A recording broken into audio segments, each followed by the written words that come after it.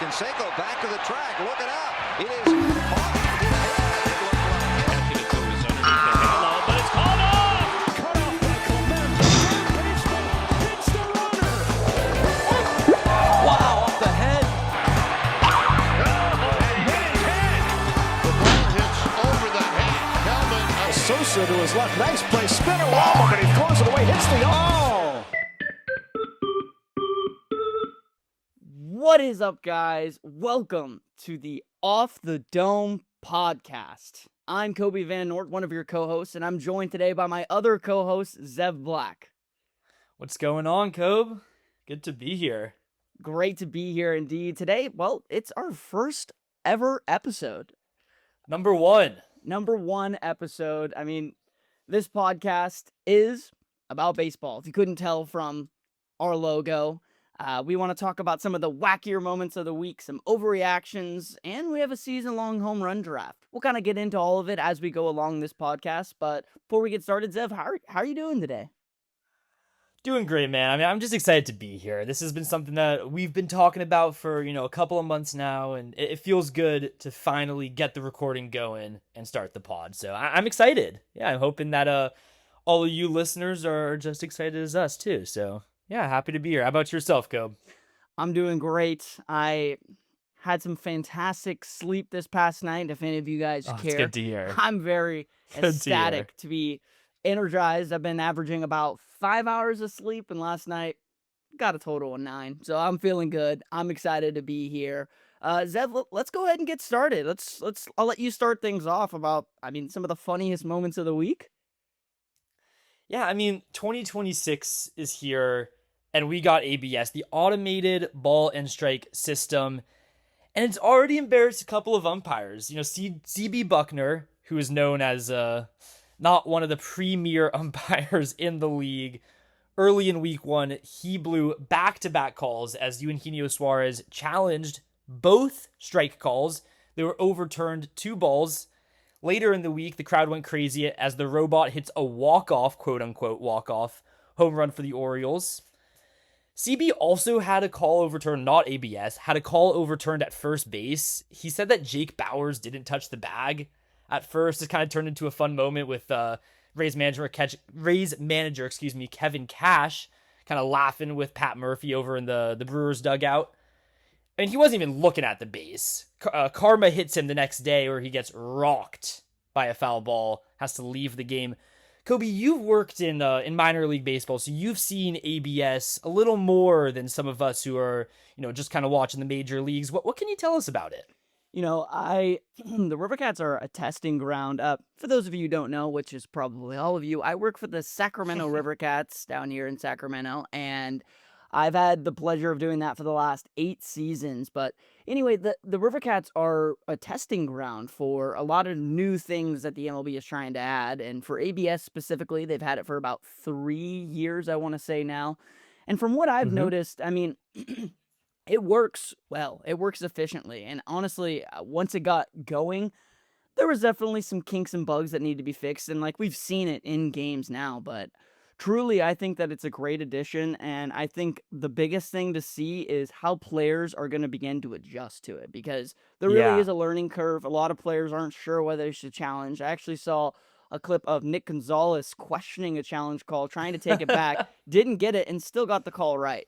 Very peculiar, to say the least. But That was funny. It's going to take guys a little bit of getting used to, and you're going to see some of the guys who are feel themselves a little bit and will challenge calls that are completely wrong too. I've seen guys lose all of their challenges in one at-bat. So there's a learning curve to it, and it really just comes down to how you want to utilize those. And there's a game plan that goes behind that, because you don't want to lose those challenges too early. I agree. I think it's great for the game. And typically, I'm kind of an old head with baseball. Like when the pitch clock was coming into play, I wasn't a big fan. Grew to like it. But with the ABS, I kind of always liked it. I gotta say, I think the idea of it is just perfect. It takes, 10 to 15 seconds per challenge. You get the call right, which is the most important thing. You only have 2, so you gotta use them wisely. And I think it is all about, the situations that you use them in. I don't think you're gonna see a lot of teams using them early in the games, with maybe just a runner on and one out. I think you'll see more teams wanting to save the ABS challenge for later in the game when it might be a bases loaded 2-out situation in the bottom of the 7th inning in a tie game. I think that those times are just a little more valuable to the team as a whole. And I think that's how you're going to see teams approach this whole thing a little more this season. Let's move on to the Pirates here. So for so much of Paul Skenes' career, he has gotten 0 run support. I mean, it's been like laughable. For the past 2 seasons, I feel like all we've been saying for the Pirates is just get this team an offense, and their pitching is good enough to take them home. Now, in the first game of the season, Paul Skenes, the best pitcher in baseball, finally gets his run support. He gets 2 runs off of a Brandon Lau first inning home run, and then he gives it up in the bottom of the first. They lose the game 11-7, but they're in a good spot. They're currently 8-5 at the time of this recording, which, by the way, this is Saturday, April 11th. They're 8-5, second place in the NL Central, and playing good baseball with maybe the most complete team we've seen from them. Kobe, what do you make of the Buccos? I really do think that this team has potential, especially when you look at that rotation. I mean, the rotation is stacked. Bubba Chandler, Paul Skenes, Mitch Keller. He's had himself a great start to the season. Yeah. When you look at that hitting lineup, sure, they've gotten off to a hot start, but is it tangible throughout an 162-game season? I just don't know. I think I need to see a little bit more. Maybe if they are still competing come July, maybe they make a big deadline splash to get another bat. Yep. I definitely see the talent there, but I think I need a little bit more from the Pirates before I can buy in on them being some kind of contender. I think that the biggest thing for them is that they play in the NL Central. Like there's nobody in that division that just jumps off the page and is like, yep, this is the team that's winning it. You could say that maybe about the Brewers, but their offense isn't great, especially with some injuries that they've had. The Reds, they were a playoff team last year with 83 wins. The Cardinals, they're currently in first place, but nobody really seems high on them. Like, I think any team can win this division. It might be the most wide open division in baseball. So maybe the Buccos can make a run. I agree with you. If we get to July as the trade deadline, they make an acquisition, I'll be thinking differently of them. Another team that's surprising, the Marlins, also sitting in second place. Do you have higher hopes for the Pirates or the Marlins? So that's a tough question, but kind of going back on what we were saying earlier, I got to go with the Pirates because the NL Central, like you said, is wide open. I think the NL East has its dogs. I think the Phillies, the Braves, I mean, you can't count out the Mets. That division is just superior compared to the NL Central. So for that being said, I have more confidence in the Pirates moving forward. I got to agree, especially with this traffic cone celebration that's been going viral recently. Every time they score a run, parade in the cone through the dugout. It's gotten so big that business owners around PNC Park are unhappy with the team and are calling into police reports because people are stealing traffic cones, bringing them into the games. Companies around PNC Park are not happy about it. Speaking of celebrations, the Blue Jays' famed home run jacket. It's been a thing for 4 or 5 years now. Every time they hit a home run, they get this jacket around them into the dugout. It says everyone's names on it. They've been cold offensively, so someone on the team decided to write a note to the jacket saying, quote, "Dear Jacket, would you please wake up? We need some homers." The team hadn't homered in 4 straight games until then. Brandon Valenzuela hits his first career home run. Dalton Varsho follows him up later in the game in the 10-4 win over the Twins. How are we feeling about the Blue Jays? It's very interesting. I think the Blue Jays are a great team overall. They, had some losses, had some additions in this offseason, which to me, put them on par with what they were last year. Very, very slow start, but I mean, coming out of the World Series, especially as high intensity as it is, it is tough to kind of get those wheels turning again. It takes a little bit of time. And especially in their perspective, the way to lose and the heartbreak in a Game 7, it's a lot. So for me, I do think that they're a solid organization. If they make the playoffs, they're a scary team. But I do like a lot of the AL East teams. I think the Yankees have been playing really good ball. The Orioles Their record last year's doesn't really show at all what kind of a team they are. They made some good additions with Pete Alonso and Ryan Helsley. I think that division is tough, but I do think that the AL is more wide open than maybe the NL is, and I think they could easily sneak a wild card. I mean, even win the division, who knows? It's still early into the season, but again, they're a team where if they make the playoffs, they're scary. They just kind of got to get rolling a little bit more. Yeah, they certainly have the pieces. I mean, you lose Bichette from last year, which is certainly a drop off. But you still have one of the best players in the game in Vlad Guerrero. You signed Dylan Cease. He's been playing well. I think this team kind of has all the pieces to make a return to the playoffs. And once you're in the playoffs, anything can happen. It's postseason baseball. It's October baseball. That's the only goal during the regular season is to get to October. Then you see what happens. And I think you made a really good point too. The AL is wide open. There's not a single team in the AL that you say, yeah, this is a flawless team. Yankees might be the best team in the league, but they got their issues for sure. I mean, that lineup, top to bottom, is not feared like it used to be. Nobody cares about the AL Central, respectfully to everybody in there. The AL West, I mean, it's the Rangers, the Astros maybe. The Astros, by the way, let me touch on this real quick. We're going to talk a little bit more about it later. But the Astros have scored the most runs in baseball and have given up the most runs in baseball. So we'll see where they lie. I mean, I think their offense is great, pitching not so much. But yeah, the rest of the league just isn't as strong. Whereas you look at the National League, you got teams like the Braves, the Phillies who aren't playing well, but I believe in them to pick it up. The Mets who are playing okay. I think they're going to be a 95-win team by the end of the season. The NL Central is certainly better than the AL Central. And you look at the West, and you got the D-backs, the Padres. The Rockies are playing surprising ball. And then, of course, the defending champ, Los Angeles Dodgers. What do we make of the Dodgers season so far? I mean, their offense started a little slow, certainly heating up now. They're 10-3, playing great ball. Is anybody going to stop them? No. The way I look at it, fair enough. This team, it doesn't matter what they look like now. They could throw out their AAA roster as long as they get a playoff spot and have a team that's healthy going into October.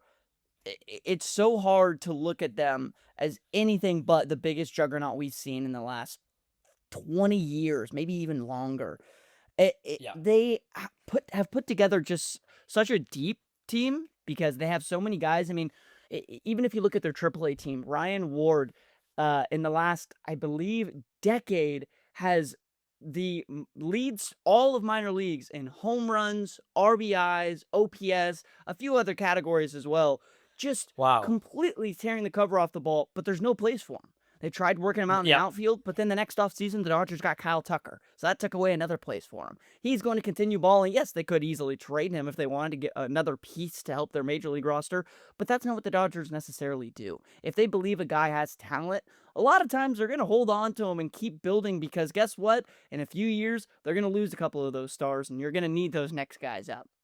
So I just think it's so tough when they've built such a good team, not only with the pockets that they have, but from the ground up. As guys like Max Muncy, Andy Pages, who's tearing it up right now. It makes it so tough when you're good on both ends of the spectrum, not only with the pockets, but with the farm system. Yeah, Pages playing like one of the best hitters in baseball right now. I mean, he is on fire. And really, he just fits right into that lineup. You look at it, it's like there's no place where pitchers can take a breath, calm down, and say, okay, I got this guy. Top to bottom, 1 through 9, everybody in that Dodgers lineup can hit. I mean, last night, it was like Santiago Espinal's hitting in the bottom of that lineup, and he's racking up doubles. Like, it just doesn't matter. You go to you go to the Dodgers, because the Angels are not the same.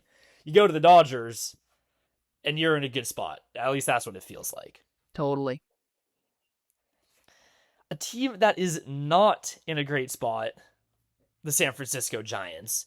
So we're moving on here to some week 1 to 2 overreactions, or maybe they're not overreactions, because I think that the Giants have one of the worst offenses in baseball, if not the worst. They've scored 47 runs this season, tied for 5th least. earlier this week. Nolan McLean took a perfect game into the 6th against them. They have Rafael Devers. It doesn't really feel like they have anybody else around him. Matt Chapman, sure. Luis Ariz, sure. Jung-Hoo Lee, sure. Willie Adames, sure. God, I feel like a broken record here. What do we make of the Giants? It's really interesting, and new head coach Tony Vitello. I think he's a solid person, but the college to the MLB level is just a huge jump. It is. It takes it. There's a big learning curve that you need to be able to understand. It's also tough when you're kind of the same age as the guys you're around. Now, I know it's like it feels like when you guys are at the same level, I think it's harder. And I'm not saying guys don't respect him by any means, but it feels harder to lead in that way where you're not like you have something to prove as a coach yourself. You're not a guy who's done it. You're not a guy like you're a guy who has something to prove. And I don't know, this team on paper, yeah, it doesn't seem horrible. It seems like they could be a 500 team. Yeah. But just that. I mean, I don't see much more. They don't excite me at all. Yeah, Rafi Devers, I think Bryce Eldred's in AAA. I think he's solid, and I'm surprised that he's not on the team right now. I think it's only a matter of time because he's really starting to heat up down there. But it's nothing that excites me, and I think their pitching is okay as well. I love Logan Webb. I think he's solid. I think Robbie Ray, also solid. But then you get to the back end of that rotation, and it's like, who are we going with today? You look at the bullpen. They lost Oval. They lost Rogers. I mean, they are so limited on what they have. It just feels like, yeah, there are a couple of guys at the top end, and then it just gets mid after that. So to me, I think 500's their ceiling, and I don't see much more. Yeah, I kind of agree. I think that they have a ceiling that's just right around 500. And my hot take, maybe it's not so hot. They're tied for 5th right now. They'll finish bottom 5 in the league in runs scored. Now, a team that might be on the opposite side of that spectrum, the Houston Astros, who currently have scored the most runs in baseball, as I mentioned earlier. They've also allowed the most runs in baseball. Hunter Brown hitting the the IL. See, this is my old school baseball. I'm still kind of back in 2020 when it was called the disabled list. Now we're on the injured list. Hitting the IL. 6 years, bro. Out. I'm sorry. Old habits die. What's the saying? Old habits die quick? No, old habits fail to die? I don't know. Old habits haven't gone away. That's what I'll say. Yeah. Is the Astros hitting good enough to overcome their poor pitching, especially over these next couple weeks with Hunter Brown sidelined? I think that, it's easy to say that their offense is fantastic. I think they have some great names, Jordan Altuve, and they have a good core of some of their their hitters. And yeah, they're pitching. Losing Framber sucks for them. Christian Javier he just went on the IL as well, but he's not the same pitcher he was 3 seasons ago. Honestly, I don't see much from this team in terms of pitching. I think then that's such a big part. Like I don't see them. I don't see any of their guys at the bottom of the rotation getting any better. I think for them, if they're somewhat competing for a wild card spot, which kind of what we hit on earlier, the AL is open, and even the AL West, there's not many teams. Like I don't think other than the Mariners, that AL West is still kind of open. Yeah. Certainly. I think for them, if they're competing, maybe getting an arm at the deadline could be big for them, impactful. So we'll see on them. I honestly just want to put a question mark. I got to see more out of them. I'm not quite sure what to make of the Astros right now. And you say other than the Mariners, their offense has been horrible. The Mariners' offense. Naylor's been terrible. Randy's been okay, but not great. They don't have anyone right now who's just taken that step forward and putting them over the edge. I feel like the loss of Eugenio Suarez, even though they only had him for the second half last season, I feel like that loss, they're really feeling it. And we'll see if the Mariners can turn around. I think they can, and that's my pick to win the division still. But we got to see what happens with them. Mariners as well, they might have an issue at catcher. You want to talk about that? So I've said this, I think it was kind of around the WBC when I watched Cal Raleigh play a little bit. I really just am so low on Cal Raleigh. Now, it's easy to say right now. He hasn't been good. Hit his first homer a couple of days ago. Mm-hmm. For me, it's just I think that one, yeah, it's easy to say he's not going to replicate what he did last season, but that's not what I'm saying. I think he's going to be a guy who at his peak right now will hit about 30 home runs, which isn't bad for a catcher. I'm not No, saying it's pretty that's good. bad. Yeah. But It's pretty good, all things considered. when you look at some of the preseason rankings that these players were going at, and Cal being the number one catcher by far, like it not even being really close when you look at some of the rankings, Yeah. I just completely disagree with that. And you see some of the breakout seasons that we're having at catcher right now. I mean, right now, obviously it's easy to rank a few guys over him, but I think through the course of the season, I'm sticking with guys like Drake Baldwin over him. I'm sticking with guy like Shane Langoliers over him. I mean, even Will Smith. I think that there are a lot of good catching options, and honestly, like we haven't seen the last couple of years, I think that catchers hitting is something that is very new. Like Yeah, a lot of times, just certainly. that they weren't known for their bat, and we're starting to see a lot more pop out of these guys. I think a lot more young guys are starting to realize how that's kind of the best way to get onto the field. If you're a solid catcher and you can hit as well, you're gonna get yourself called up pretty quick. So I just think that Cal is due for a downer of a year, and I just don't see him as the player that a lot of other people seem to see him as. Yeah, I guess time will tell with Cal Raleigh. So, looking into the rest of the season in 2026 here, there's a lot of rookies that started off hot, but aren't playing too well now. Just name a few: Chase DeLauder, who led the league with 5 home runs to start the season. He hasn't hit one since. JJ Weatherholt, he crushed a home run in his debut, hit a walk-off the next day. He hasn't been playing well since. Munetaka Murakami and Kazuma Okamoto coming over from Japan both started off hot. Murakami has 4 home runs. Also, both cooled down a ton. Connor Griffin, he debuted after his fresh big contract, $140 million. He had an RBI double in his debut, and his first at-bat even. He's been struggling.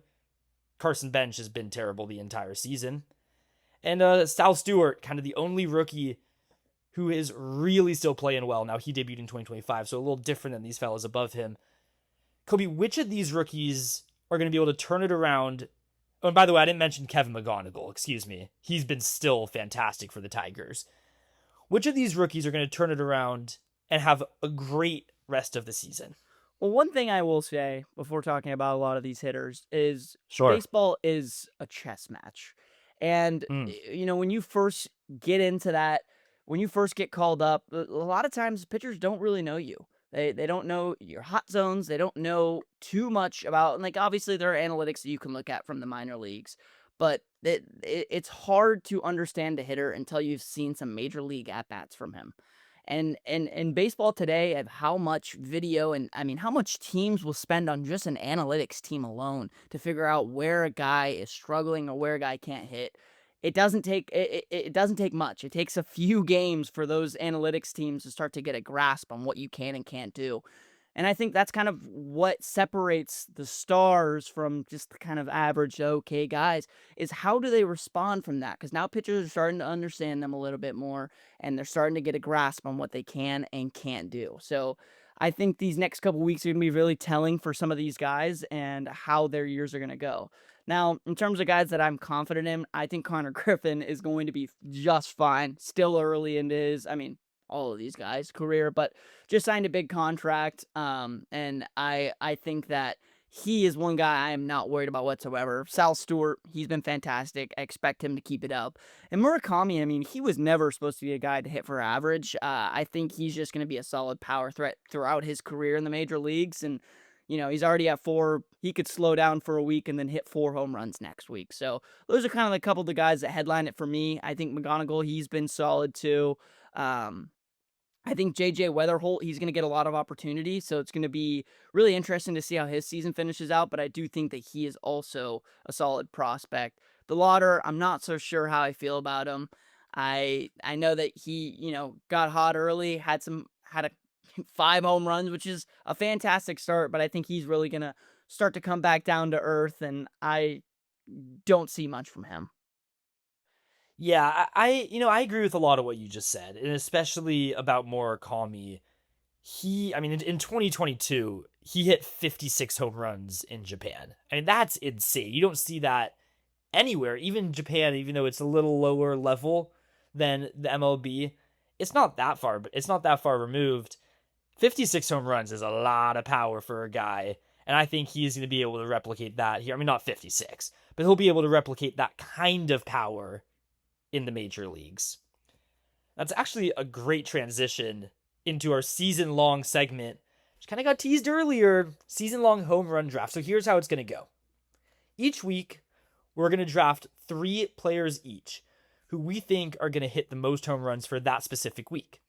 Now, the caveat is once you use a player, you're not allowed to use them again. So if I pick Aaron Judge in this first week, I cannot pick him for the rest of the season. Doesn't mean that Kobe can't pick him for a different week or even this week. But once I use a player, he's done for my team. Does that make sense? That makes sense, right? I explained that well? Yeah. I mean, no, if you don't understand it now, maybe by week 3 you'll understand it. It could take You'll some get time. it. And if you have any ideas for things you want to see us do, put it in the comments. Please. Why not, right? We'd love to hear it.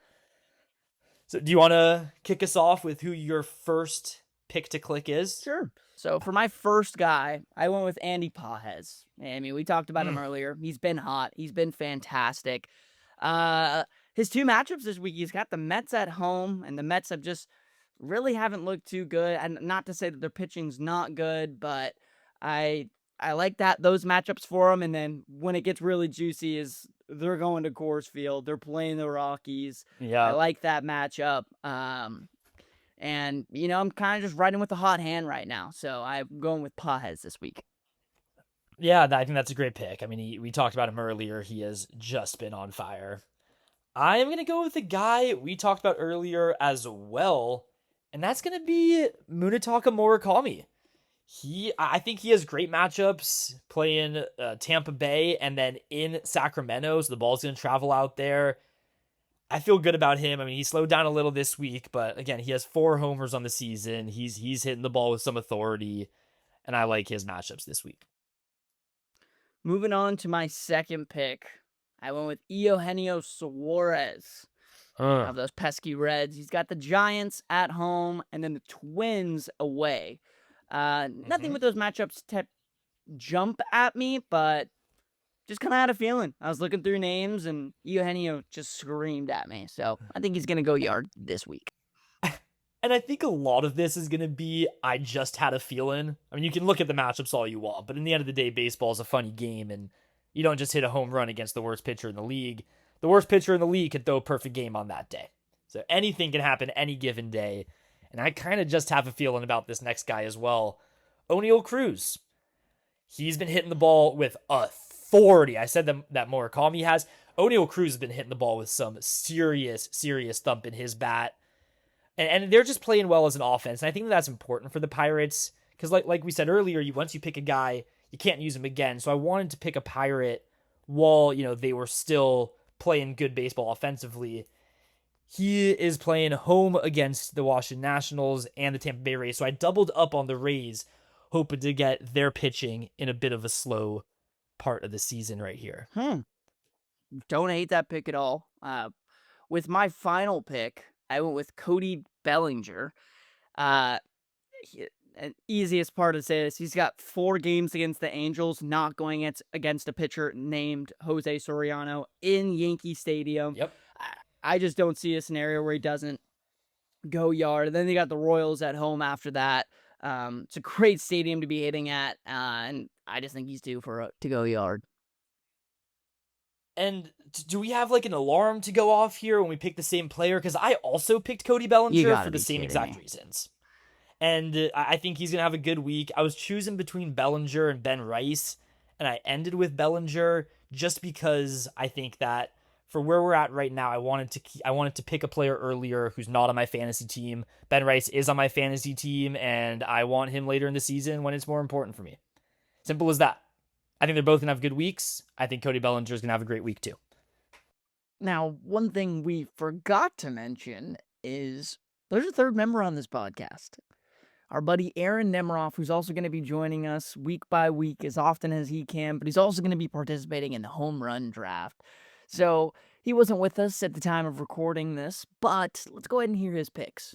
All right, for my picks this week, I decided I was going to go with a strategy of only picking players with 7 games on their schedule, which is about a third of the league. And first up, I went with Cody Bellinger, who I guess is pretty popular for us.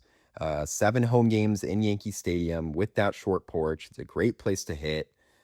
We've got 4 games against the Angels, 3 games against the Royals. There are a few lefties on the schedule, so it's between Bellinger and Ben Rice, but Ben Rice has sat out a couple times against lefties this season, so I decided to go with Cody. Let's get some homers. Next, I went with CJ Abrams, who has been red hot this year. He already has 4 bombs on the season. Another guy with 7 games, 4 games against Pittsburgh, 3 games against the Giants. It's going to be 6 games against righties on the week, and then we end with Robbie Ray. So good matchups for Abrams. I hope he just stays hot and gives me a couple bombs. Lastly, Tyler Soderstrom, who doesn't have a home run this year, but he has 7 games coming up in Sacramento where the weather is heating up. The ball's going to be flying. I think he has 7 games against righties this upcoming week. So really good matchups for the lefty Soderstrom, who had 25 homers last year. You know the power's coming. And I expect him to get going this week against all these righties in Sacramento. Let's get into fantasy baseball talk. For those of Yeah. you who are unaware, we're in a fantasy baseball league. I keep saying unaware as in you Yeah, it guys should know be our everybody. lives. You guys probably don't know. But yeah, we are in a fantasy baseball league. Been a very competitive league for the last 4, maybe going on 5 years, I believe. This is my 3rd year in the league. We started it in college, all of our college buddies. And I mean, it was a ton of fun. We do a categories league. If you're ever considering doing fantasy baseball, recommend a categories league. A lot more fun of a format. Points to me just aren't as interesting, and I could never stay involved in it. And that was my biggest thing is like 162. I'm not trying to change my lineup every day. But with those categories, it really is fun. You're rooting for specific things to happen. And yeah, I totally recommend it. But we're kind of going to just introduce our teams a little bit right now. This is week 2, and me and Zev actually are playing each other. We're in a good matchup. I'm up 5-4-1. Just so you guys A lot of baseball are aware, to be played, though. 5 categories I'm winning, 4 categories I'm losing, and 1 I'm tied in. I know it's kind of self-explanatory, but I thought I'd explain that. Kobe, what are the 5 categories we're using? So the 5 categories, we have 5 hitting and 5 pitching categories. So 5 hitting goes to OBP, which is newly added, runs, home runs, RBIs, and stolen bases. And then for the pitching side of things, we have ERA, WHIP, strikeouts, saves, and wins. So very well balanced. I like the 5-5 split. And yeah, so let's get into our teams a little bit. I kind of want to just touch on some of the few guys I had. I had the perfect opportunity to be the 2nd overall pick. Shohei went 1. I was really bummed about that. Kind of hoping he wasn't going to go 1. It was a really long shot that he wasn't, but he did. And he is the best player in fantasy. Yeah, he does a lot. He kind of covers about 9 of the 10 categories, which no one else really does. But so I was unable to get him. But I got Aaron Judge, who is a close second in terms of the 4-5 categories. We'll say 4. He's not really a stolen base side, although we did get 1 this week. Somebody keep an eye on. Of course he did. Maybe a 30-30 season incoming. But no, I was excited to get a hold of Judge. And in the 2nd round, I was surprised that he was still there, but Vlad Jr. was hanging around there, so I grabbed him. I won't go through my whole I had the chance draft, on him. but following that, I went really heavy on pitching. Got some dogs. I have Jose Soriano, who's looked like the best pitcher in baseball, an ERA under 0.5. And you drafted Soriano in the 220s? 220. I mean, pretty late. The only reason I drafted him was because he was starting on opening day, and he's done a little bit Fair more enough. than that, so it's been solid to have him. Yeah. But yeah, him, DeGrom, Sale, Bubba Chandler, who's kind of been off to a bit of a rocky start with the walking guys. I think he's walked like some over control 10 issues. 10 batters, but I like guys with controller issues because I feel like that's an easier fix than if you're just giving up bombs every single time. Sure. Um, Sure. That makes sense. but yeah, those are some of my headliners. Pitching staff is kind of elite. I would argue that I have the best pitching staff in the league. But yeah, we're in a very tight knit matchup. Zev, how about you go over your team a little bit? Yeah, I mean, I started my draft off with Juan Soto, who of course is on the injured list now. But then I passed on Vlad because I had him last year, and this happens with me in fantasy, is that if someone leaves a sour taste in my mouth, I don't really want him the next year. So Vlad, while he was good last year, he was my first round pick, and he wasn't great. So I didn't take him this year. Instead, I took Nick Kurtz, who has been named my captain, by the way, and Yordan Alvarez, which if any of you are Office fans, Yordan has been named my assistant to the captain.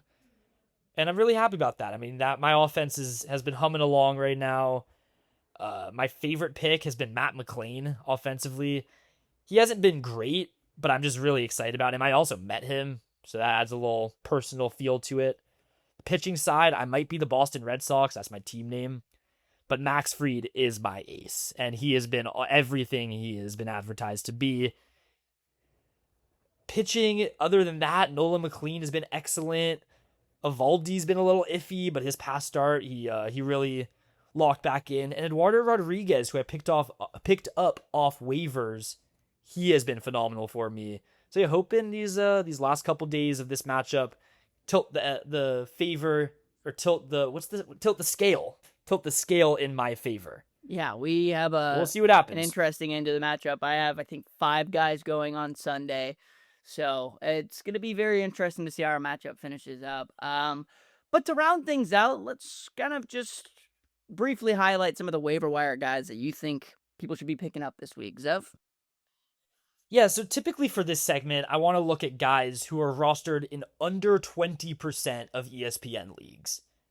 There are 3 guys who I came across who fit that criteria. The first one is a pitcher, Jeffrey Springs for the A's. He has been lights out so far. He's rostered in 19% of leagues.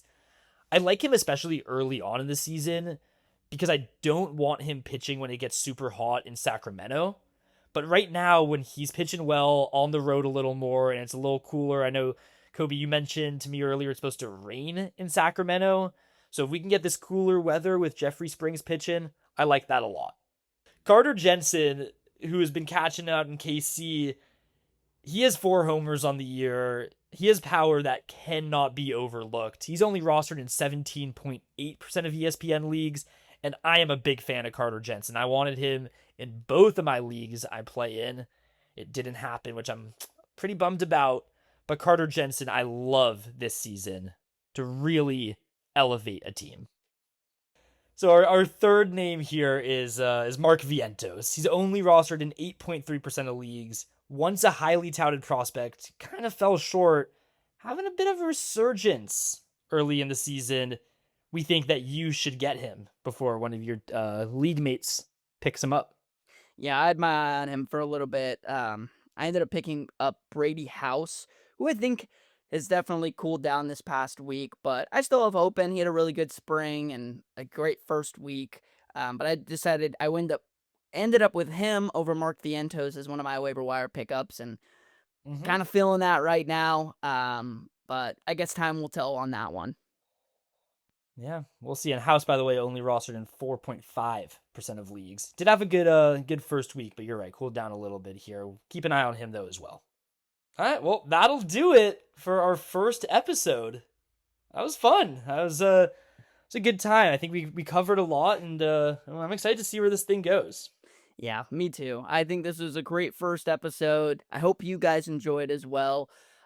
Please leave a comment, leave anything that you think we should be doing differently, any recommendations, or maybe anything we got wrong. We want to hear your thoughts to make this Certainly. podcast as good as possible. But our goal is to come out with an episode as often as we can, potentially once a week. We definitely want to get our home run hitters for our season-long draft at the least every single week for you guys to, see what those season standings are like. But yeah, I'm really enjoyed this. Zev, I appreciate your time and can't wait to do this again soon.